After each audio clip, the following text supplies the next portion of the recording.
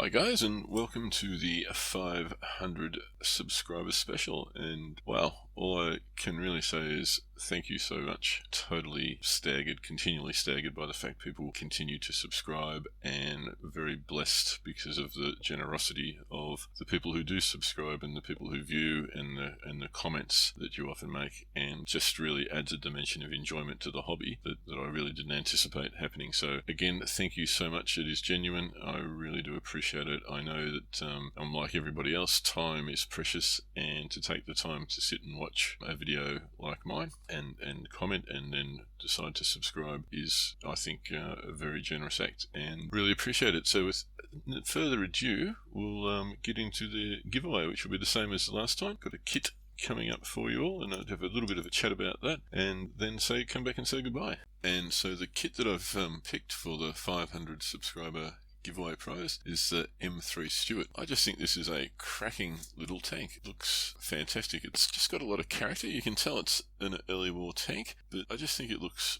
really good. And I think as a kit, as a subject, it gives a lot of potential for different types of diorama, because it saw service pretty much everywhere. So it was initially lend-lease from the US to the British and Commonwealth forces prior to the American entry in the war, and thereafter it was used by both the US and the rest of the Allied forces. So it served in the desert, it served in Europe, it served in the jungle. It covered pretty much all theatres. So I think it gives lots of opportunity for different dioramas and different paint schemes, and in fact so much so, in doing the research for this video, I've seen some ripping pictures of it, and it's a small enough tank to get a few onto a diorama, and I'm certainly going to go and buy myself probably 3 and do a little Western Desert diorama with 3 of these together, because I think it just looks really good. So just a quick look around the box, and the first thing I wanted to check out was when it was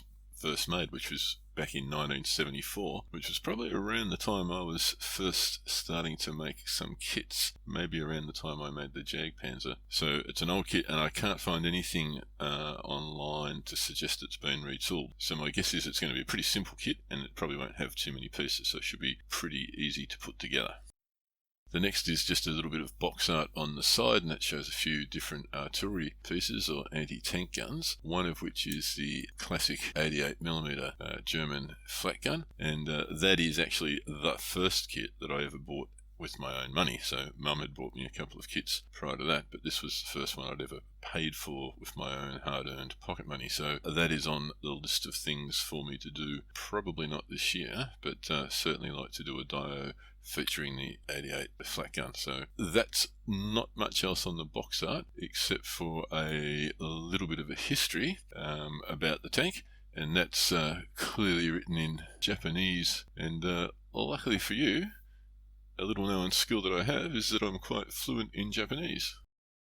So of course there's all the normal preamble there, and I won't bore you with that because you probably know what that means as much as I do. But I think the first important piece of information relates to this particular version of the kit, and that is that it's a 1941 production model, and that's how this kit's been modelled.